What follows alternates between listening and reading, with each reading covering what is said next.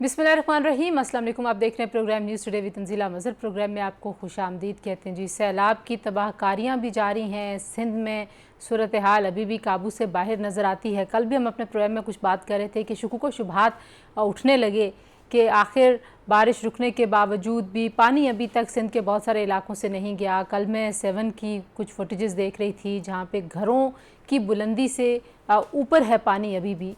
तो इतने ज़्यादा पानी के निकलने के बाद नुकसानात वहाँ पर क्या होंगे। बहुत सारे ब्रिजेज़ जो हैं वो पहले ही हमें नज़र आ रहे हैं कि टूट चुके हैं। हाईवेज़ के ऊपर अभी पानी है तो ज़ाहिर है वो कहाँ पे रुकी होंगी, बैराज गिर गए, बंद गिर गए। सो इंफ्रास्ट्रक्चर का इतना ज़्यादा नुकसान है।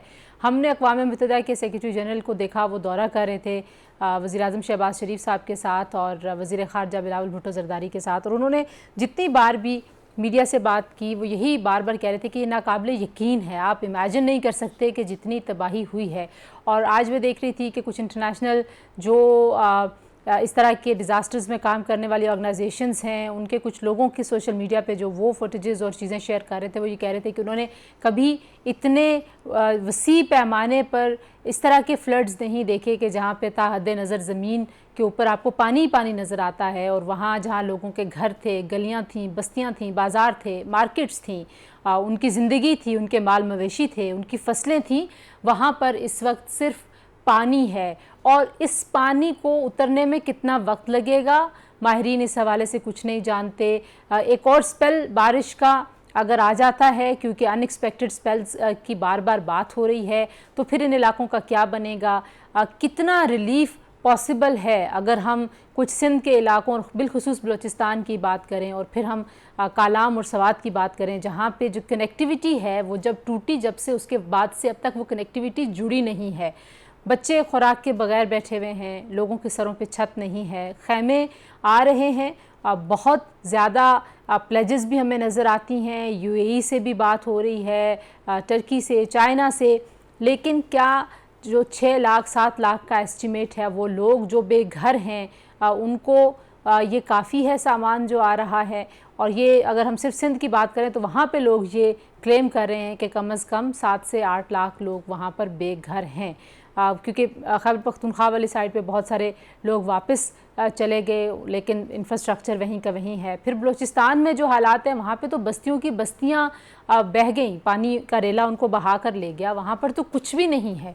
तो वो इंफ्रास्ट्रक्चर कब वापस बहाल होगा, इसके ऊपर एक सवालिया निशान है, किसी के पास जवाब नहीं है। और हम ये नहीं एक्सपेक्ट करें कि कल ही अनाउंस कर दिया जाए, आज ही अनाउंस कर दिया जाए, लेकिन क्या इस पे गौर व खोज हो रहा है? हुकूमत के पास कोई मैकेनिज़्म है? हमारी पहले से ही बहुत ही बुरे हालात से दो चार मईशत, जिसको अभी हाल ही में हुकूमत ये दावा करती है कि दिवालिया होने से बचाया है, हमारे वज़ीर ख़ज़ाना मिफ्ता इस्माइल साहब बार बार ये कहते हैं। और यकीनन उन्होंने जो IMF का प्रोग्राम जो बहाल हुआ, जो नई किस्त जारी होनी है, उससे पहले के सारे हालात हमारे सामने हैं। और इंटरेस्टिंगली शौकत तरीन साहब जब इमरान खान साहब की हुकूमत थी तो वो भी इस तरह की बातें करते थे कि हमारे लिए इस वक्त जो एग्जिस्टेंस है हमारी, वो उसी में है कि हम IMF का प्रोग्राम बहाल करें। इस मईशत के ऊपर इतना बड़ा धचका, इतना बड़ा डिज़ास्टर कैसे मैनेज होगा, कैसे ये सारा डैमेजेस को कैसे कैलकुलेट किया जाना चाहिए। और फिर जो हमारे अगले फेजेज़ हैं, जो बड़े तवील फेजेज़ होंगे, उन फेजेज़ का क्या करना चाहिए। एक तरफ हमें इंटरनेशनल कम्युनिटी बहुत सारी प्लेजेस करती हुई नज़र आती है, बहुत सारी फ़ंड रेजिंग हुई हुकूमती सतह पर भी।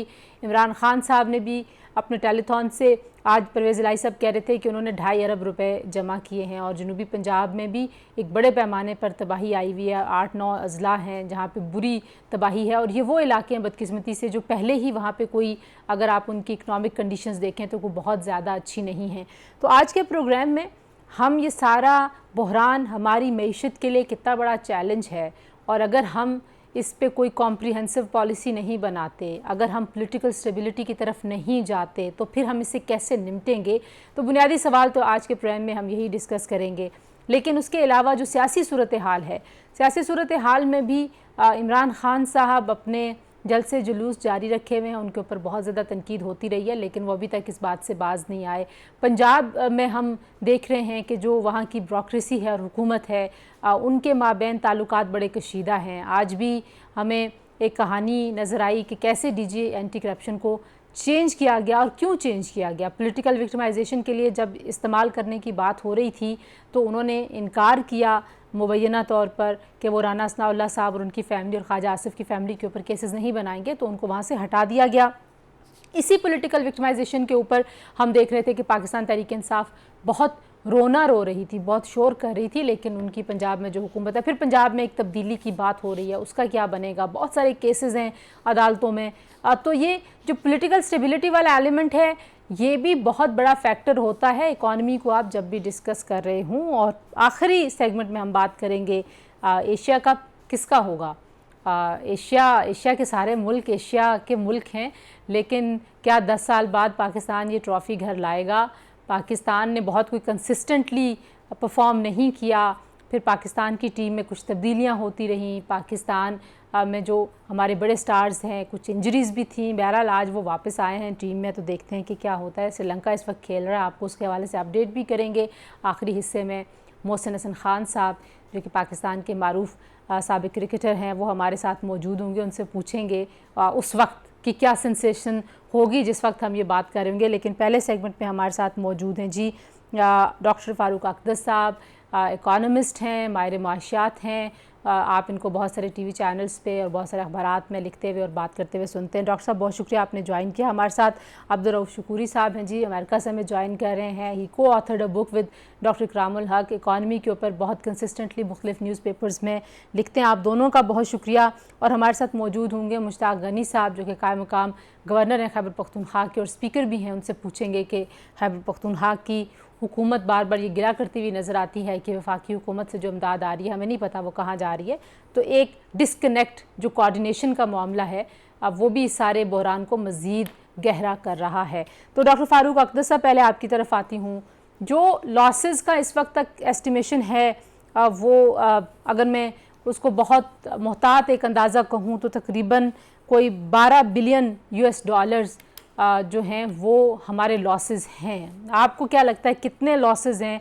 और इसमें ज़ाहिर है अभी क्रॉप्स को हम अलग से देख रहे हैं और इंफ्रास्ट्रक्चर को अलग से देख रहे हैं, तो आप किस तरह से देखते हैं इन लॉसेस को? Thank you very much Tanzila, आपने मुझे प्रोग्राम में बुलाया।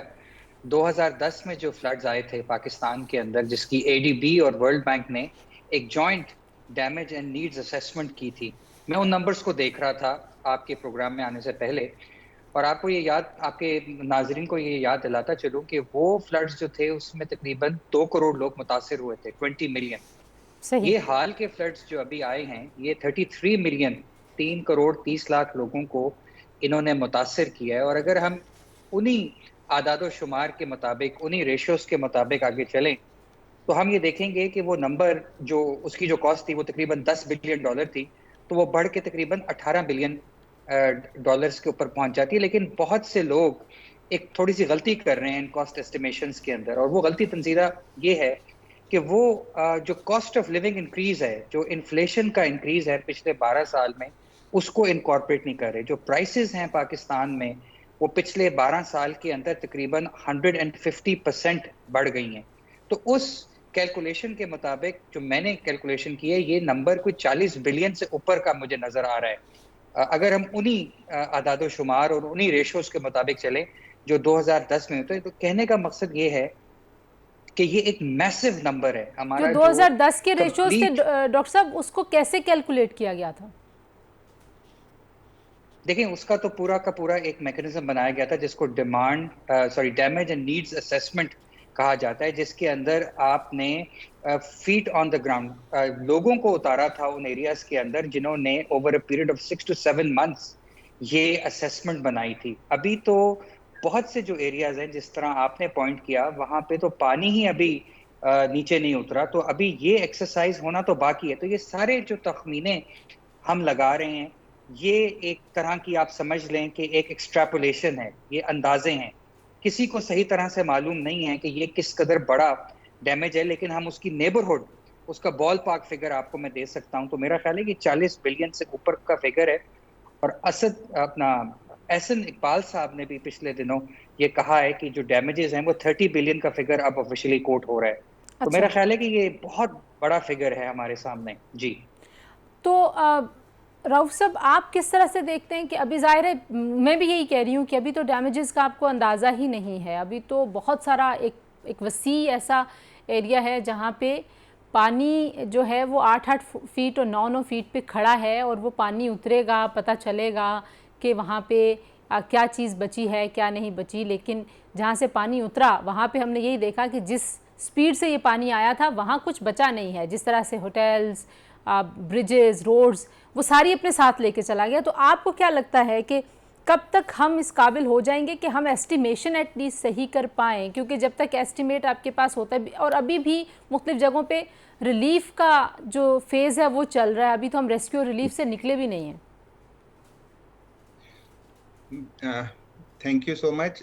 मेरा जो है इसको देखने का अंदाज थोड़ा डिफरेंट है कि आप ऑलरेडी एक स्ट्रगलिंग फेज में हैं, और उसमें ये है कि आप लोगों की जो बेसिक नीड्स हैं उनको भी पूरा करने के लिए स्ट्रगल कर रहे थे। आपको अपने जो फॉरेन एक्सचेंज रिजर्व्स, और उनके लिए आपको मेरे ख्याल में $1 बिलियन लेने के लिए आपने अभी 1700 बिलियन के टैक्सेस लगा दिए।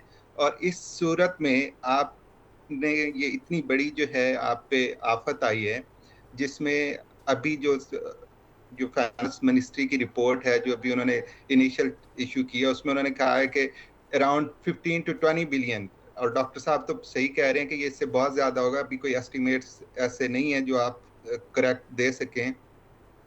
तो और वो उन्होंने डायरेक्ट कहा है कि इकॉनमी को 20 बिलियन लॉस डायरेक्ट इकॉनमी को हुआ है, जिसमें से 6 बिलियन जो है वो इंफ्रास्ट्रक्चर्स को, और 4 बिलियन जो है हाउसिंग को है।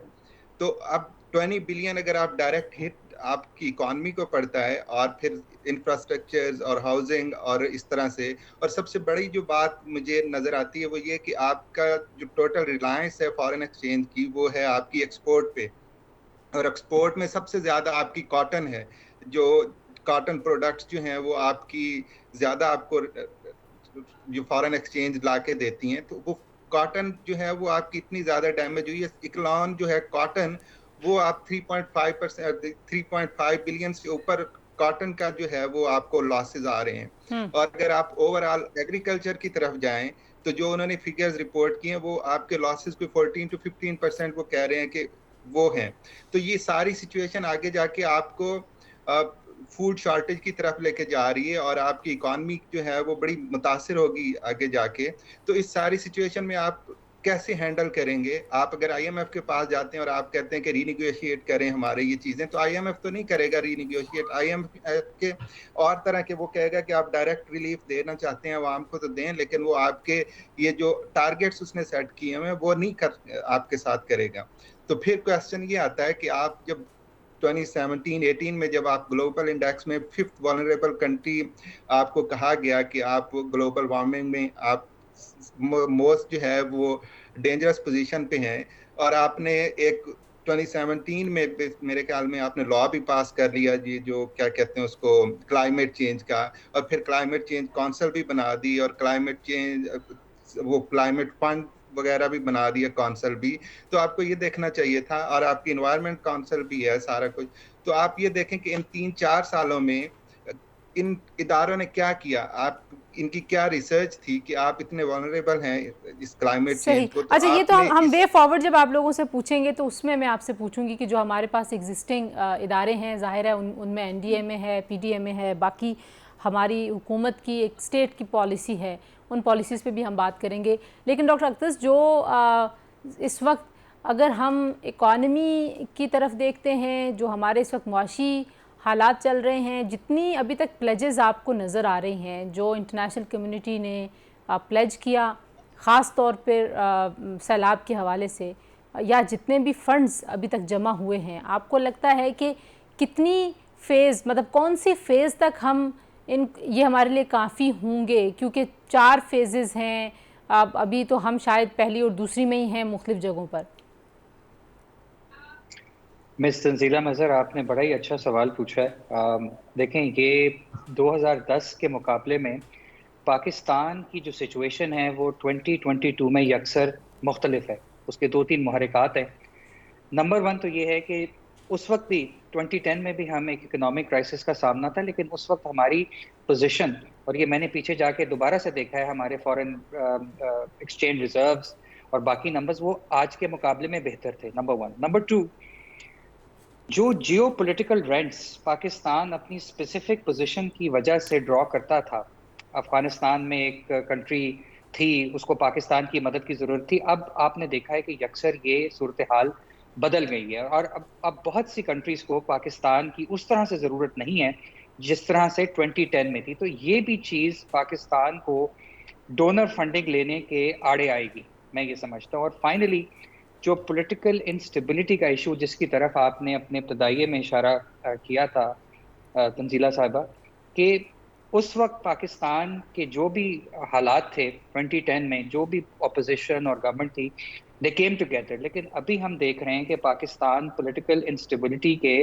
भंवर और गर्दाब में ऐसा फंस चुका है कि आपने देखा है कि एक मेजर पॉलिटिकल पार्टी बिल्कुल अपने तौर पे वो अपने तौर से ये सब काम कर रहे हैं। तो ये एक बहुत बड़ी एक मुश्किल है पाकिस्तान के सामने, जो इन रिहैबिलिटेशन और क्या कहना चाहिए रिकवरी एंड रिकंस्ट्रक्शन एफर्ट्स के सामने एक हर्डल के तौर पे हमारे सामने आएगी। अच्छा, मैं ये जो हमने कुछ और क्रॉप्स की और फूड शॉर्टेजेस के हवाले से एक बड़ी इंपॉर्टेंट रिपोर्ट भी है, मैं आपसे वो भी दोनों से डिस्कस करना चाहूँगी। और मुश्ताक गनी साहब से हम कोशिश करें बात करने की, क्योंकि he had to be with us in this show. लेकिन ब्रेक लेते हैं जी। ब्रेक से जब वापस आएंगे तो पाकिस्तान को एक तरफ तो जाहिर है हम इमदादी कार्रवाइयाँ देख रहे हैं, लेकिन इमदादी कार्रवाइयाँ थोड़े अरसे के लिए ज़रूरी हैं। उन लोगों को शेल्टर देना, उनको खुराक देना, और ये बहुत अहम मरहला है। और ये मरहला अगर हमने कामयाबी से नहीं मुकम्मल किया तो लाखों अफराद की ज़िंदगियां इस वक्त ख़तरे में हैं, वो बहुत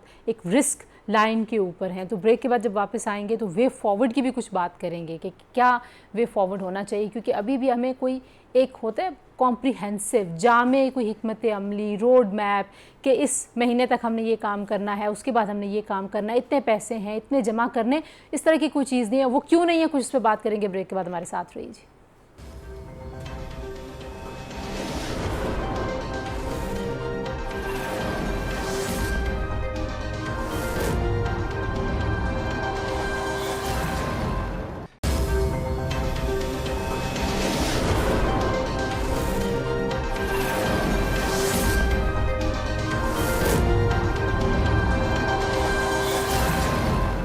जी, प्रोग्राम में एक बार फिर आपको खुशामदीद कहते हैं जी। और हमें अभी ज्वाइन करेंगे तैमूर तालपुर साहब, जो कि सीनियर सूबाई वज़ीर हैं, पाकिस्तान पीपल्स पार्टी के सीनियर रहनुमा हैं, वो भी हमारे साथ मौजूद होंगे।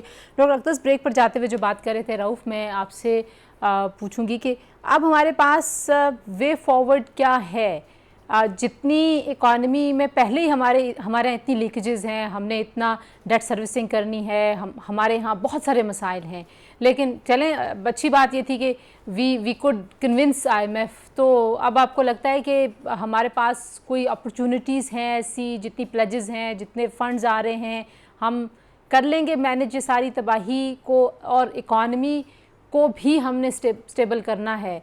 लेकिन जाहिर है जब आप डिज़ास्टर में होते हैं तो शायद आपके वो जो एक्सपेक्टेशंस होती हैं अपनी इकॉनमी से, वो उतनी रियलिस्टिक शायद ना हम पूरी कर पाएँ, या जो एक्सपेक्टेशन है उसको हमें थोड़ा सा फाइन ट्यून करना पड़ेगा।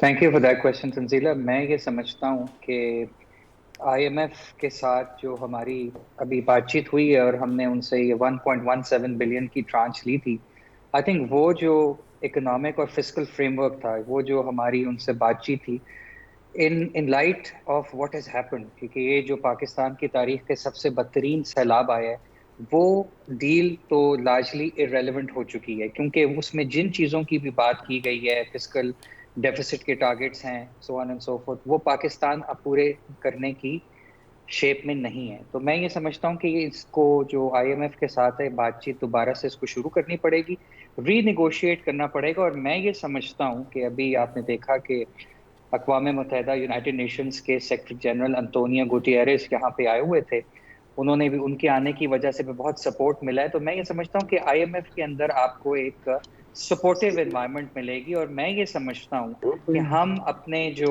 फिस्कल डेफिसिट के टारगेट्स हैं वो IMF के साथ मिलकर के रीनेगोशिएट करने पे कामयाब हो जाएंगे। ठीक है। तो अच्छा, एक तो मैं यही वहाँ से सवाल, हम अपने हाँ मैं यही सवाल रऊफ साहब आपकी तरफ भी लेके जाऊंगी, लेकिन तैमूर आपको क्या लग रहा है, जो एस्टिमेशन अभी तक नज़र आ रही है जितने डैमेजेस हो चुके, मतलब सिंध में सिर्फ कह रहे हैं जी कि 350 अरब तो डैमेज है जो कि इंफ्रास्ट्रक्चर और उसका हुआ, फिर जो क्रॉप्स का है वो 350 अरब है, इंफ्रास्ट्रक्चर का डैमेज उसके अलावा है, लाइव स्टॉक का 50 अरब है वो अलग है।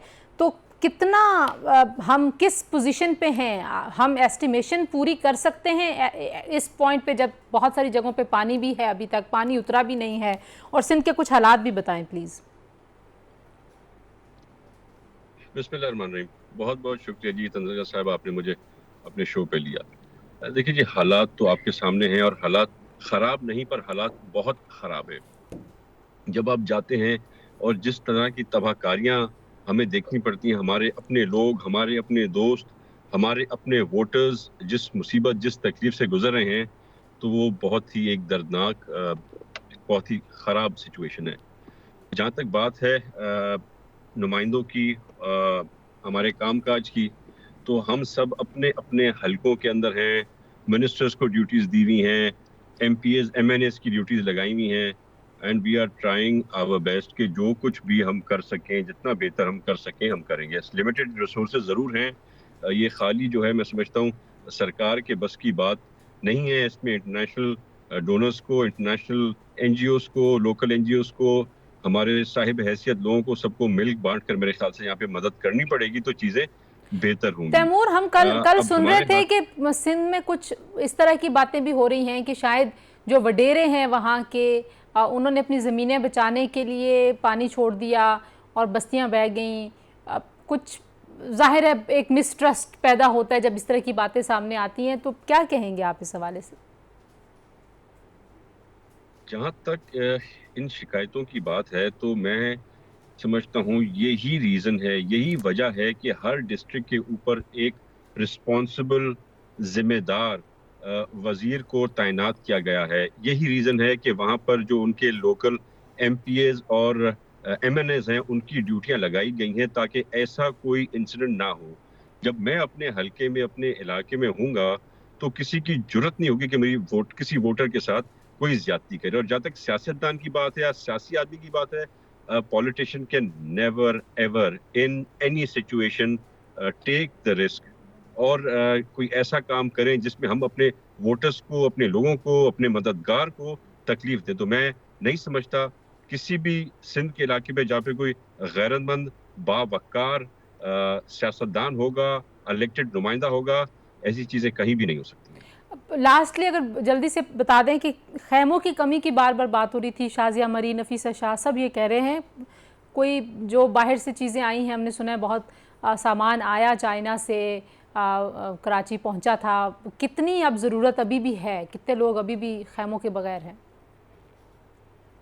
देखिए, मेरे पास अगर मैं उमरकोट ज़िले की बात करूं या मैं तहसील कुंडरी की बात करूं तो कोई 550 लोग मेरे पास जो हैं मेरे अलग अलग कैंप्स में बैठे हुए हैं, जिनको हम 2 वक्त का खाना भी दे रहे हैं, उनकी मेडिसिन का भी ख्याल किया जा रहा है, उनकी हाइजीन का भी कोशिश कर रहे हैं कि हम ज़्यादा से ज़्यादा ख्याल करें।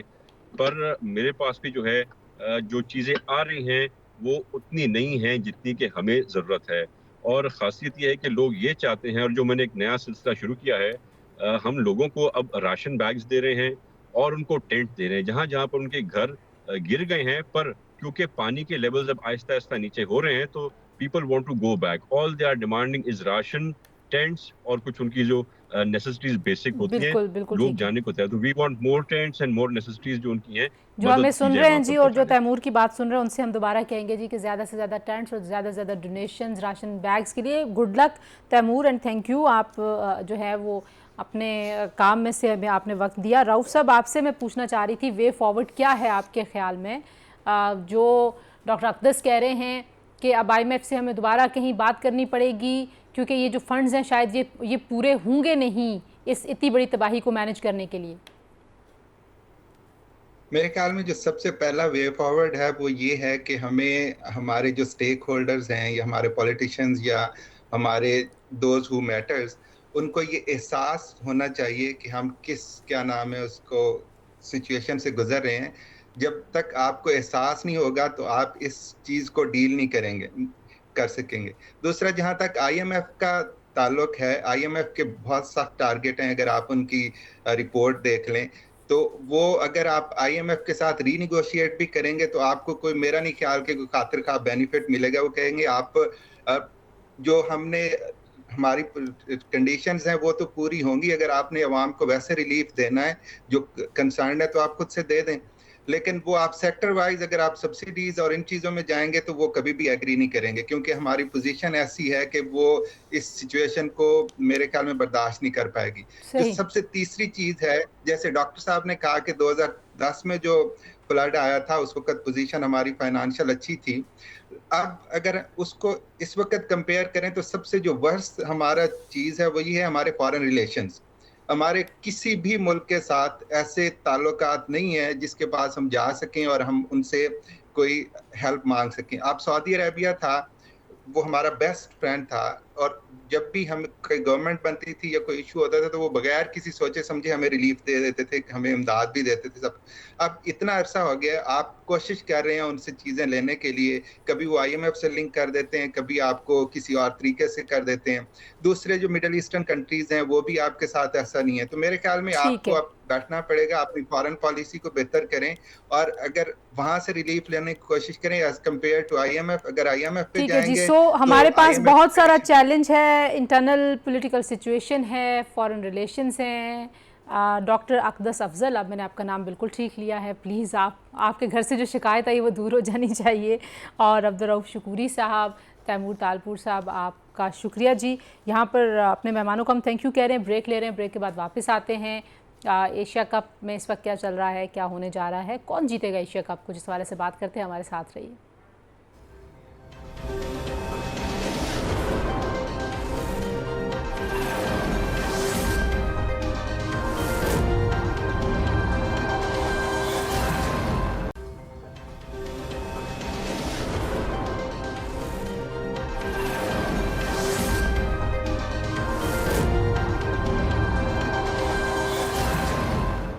जी, प्रोग्राम में एक बार फिर खुशामदीद कहते हैं जी। और एशिया कप का फाइनल कौन जीत रहा है और क्या 10 साल बाद पाकिस्तान ये ट्रॉफी घर लाएगा नहीं लाएगा, ये $1 मिलियन क्वेश्चन। और ये क्वेश्चन हम रखेंगे पाकिस्तान के बहुत मायनाज, हम सब के फेवरेट मोहसिन हसन खान साहब, साबिक क्रिकेटर, हमारे साथ मौजूद हैं। मोहसिन साहब अस्सलाम वालेकुम।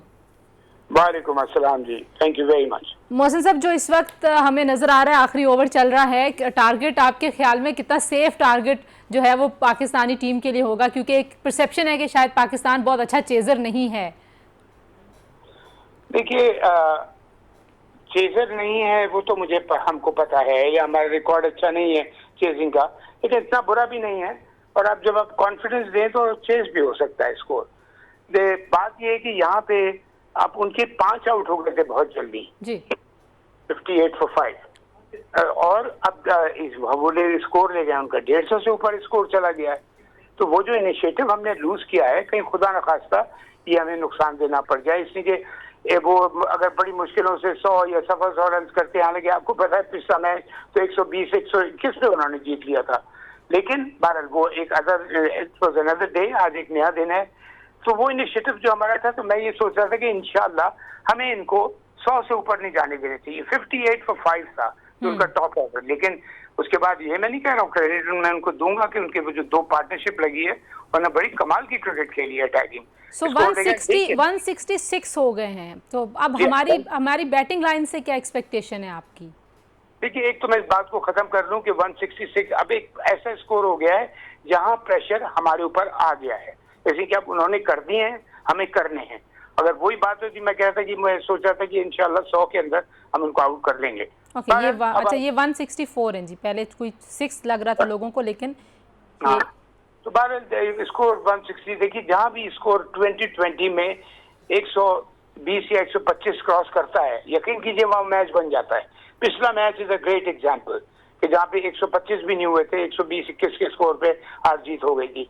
लेकिन इट्स अनदर डे।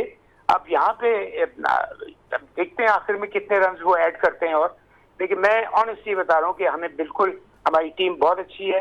एक तो गेम प्लान में, आई एम सॉरी टू से, मुझे फिर गेम प्लान नजर नहीं आ रहा है, स्पेशली 5 आउट करने के बाद। तो मैं नहीं कह रहा हूँ कि हमें बिल्कुल उनको वो कर देना चाहिए, लेकिन हमें टोटल डोमिनेट करना चाहिए था with very sensible planning and समझदारी। समझदारी बहुत जरूरी है। 2020 क्रिकेट जो है ना, ये वो दिन गए जो इसमें जोर जोर से हिटें मार दी और इधर कर दिया, वो गेम नहीं। अब इसमें प्लानिंग चलती है। ये प्लानिंग ना होने की वजह क्या है? प्लानिंग ना होने की वजह तो यही होता है कि या तो अगर आपने प्लान बनाया और वो इम्प्लीमेंट ना हो रहा हो, तो इसमें गलती किसकी है? इनकी है। मतलब ये देखिए, सारा ये काम होता है कोच का और कैप्टन का। ये 2 आदमी रिस्पॉन्सिबल होते हैं कि जो प्लान बनता है। अब हाँ, वो इनिंग्स बहुत अच्छी खेले हैं, इसमें मैं कोई वो नहीं है, लेकिन हमने वेवर्ड बॉलिंग कर दी। देखिए हाँ, मैं हमेशा एक बात और कहता हूँ, कॉन्फिडेंस बहुत अच्छी चीज है, ओवर कॉन्फिडेंस बहुत बुरी चीज है। ओवर कॉन्फिडेंस कभी होना चाहिए। तो मैं देख रहा था, ये सोच रहे थे कि अब तो इनको आउट कर देंगे हम, थोड़ी ओवर इधर उधर बॉलिंग भी एकदम से, उसमें बॉलिंग में डिसिप्लिन थोड़े से आपके ख्याल में हम इजी हो गए? अच्छा, 170 का टारगेट है अब आप मुझे ये बताइए कि जिस तरह से कुछ प्लेयर्स हमारे बड़े कंसिस्टेंटली अच्छा खेल रहे हैं और कुछ बिल्कुल भी नहीं चल रहे, तो आज बैटिंग ऑर्डर में आप किससे एक्सपेक्टेशन रख रहे हैं कि किसकी इनिंग्स हमारे लिए बहुत क्रूशियल है? कौन से बैट्समैन की? देखिए, जो हमारा ओपनिंग पेयर अभी तक चल रहा है, अच्छा उस बात को मैं जरा सा खत्म कर दूं। 170 का मतलब it's a good total, it's a good target for them. मतलब उन्होंने ठीक ठाक स्कोर कर दिया। 58 पर 5 होने के बाद 170 कर दिया उन्होंने। लेकिन यहाँ पे मैं कहूंगा कि देखिए, बाबर और रिजवान ओपन करते हैं, वही करेंगे आई एम श्योर। बाबर को चाहिए कि एक वही जो शीट एंकर की इनिंग्स खेलता है, तो पूरा कोशिश करेंगे शुरू से आखिर तक। और दूसरी प्लानिंग ये होती है कि जब बैटिंग आती है, अब स्कोर चेज कर रहे होते हैं, तो आप बैटिंग में अपनी फ्लक्चुएशन भी करते हैं। जैसे आपको याद होगा, इसी में कुछ मैच पहले नवाज को एकदम से ऊपर भेज दिया था, उसने 40 कुछ करके मैच जिता लिया था पाकिस्तान को, बहुत अच्छा खेला था। तो ये आपको करना पड़ता है, आपको सरप्राइजेस देने पड़ते हैं सामने वाली टीम को।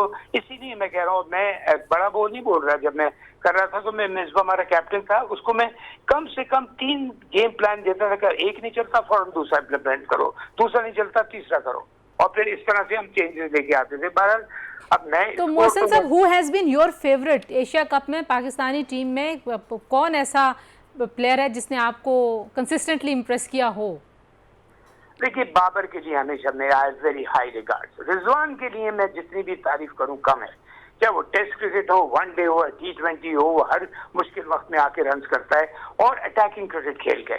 तो Rizwan is one of my best choice. Babar मुझे बहुत पसंद है, उस बेचारे से भी रन नहीं हो रहे। अल्लाह करे इस मैच में हो परफेक्ट, उसके लिए सिनारियो बन गया है कि रन भी करे, मैच भी जिताए टीम को। Rizwan is my, if you really ask me, so far batting में Rizwan has been my favourite, because मैं उस प्लेयर को मानता हूं जो मुश्किल वक्त में performance they. Thank you so much Mohsin साहब, आपने बड़ी ज़बरदस्त बात की और रिजवान ने वाकई बहुत मुश्किल वक्त में बहुत ही कॉन्फिडेंट और बहुत ही अच्छी इनिंग्स खेल के पाकिस्तान को बचाया है, पाकिस्तान को जितवाया है। और वो ठीक भी नहीं थे, उस तरह से फिट भी नहीं थे। But thank you very much ji. अभी पाकिस्तान ने खेलना है, गुड लक पाकिस्तान को, पाकिस्तानी फैंस को, green team please give your best और एशिया कप लेके आएँ। इस वक्त पाकिस्तान में अच्छी खबरों की अशद ज़रूरत है। अपना बहुत सारा ख्याल रखिए जी। प्रोग्राम देखने का शुक्रिया। अल्लाह हाफिज़।